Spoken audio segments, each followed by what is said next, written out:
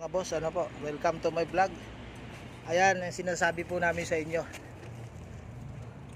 Ayan yung bakal natin. Nakapasok yan dyan. Para tumibay po yung tie beam, anong gagawin nyo? Ganyan lang po. Kahit may poste na luma, kailangan nakaganyan siya. Ayan. Pasok lahat dyan sa ano.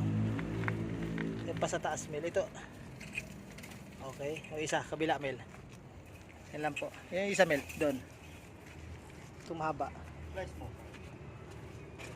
Dahil lang po mga boss. Kasi pag hindi nyo ginanyan, punta po yan doon sa kabila.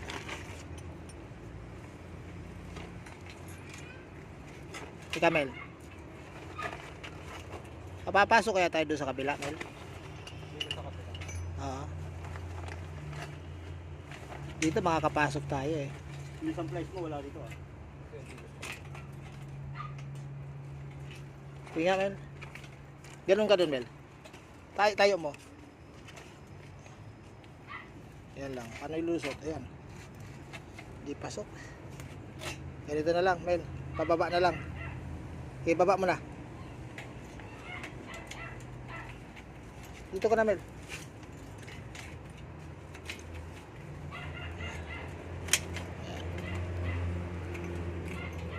Ayan.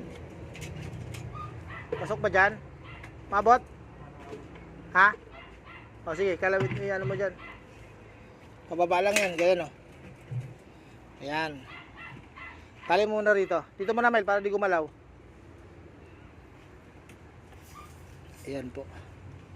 Dahil sa may mga ano na. Kaya ganyan na natin. Tali mo.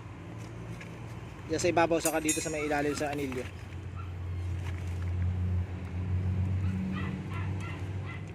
Tapos yung anilyo na yan, tali mo dito.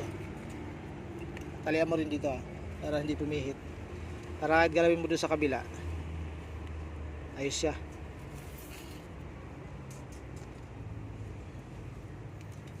Dito. Yun yung isa oh.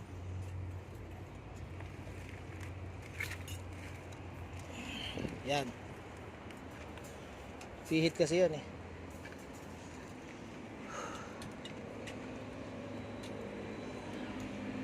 Doon lang dapat sa loob, Mel. Di mo na isinama yung anilyo. Dito ka. May tibay.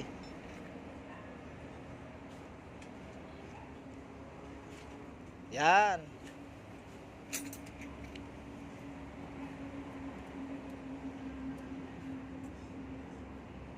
Okay. O, isa. Ito isa.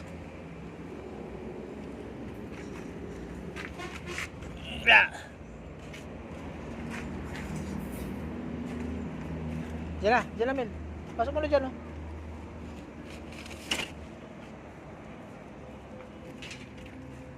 Huwag mo ilabas. Dito sa kabila mo. Oh.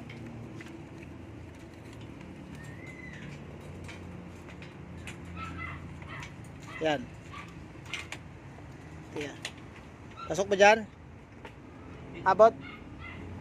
Ha? Bitin. O, teka.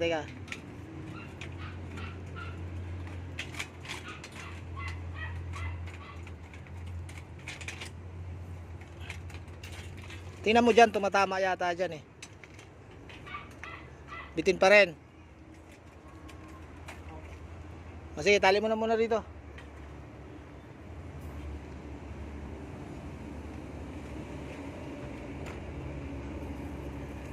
Tali mo sa lahat ng ano yan, yung mga pati anilyo ha, sa mga poste.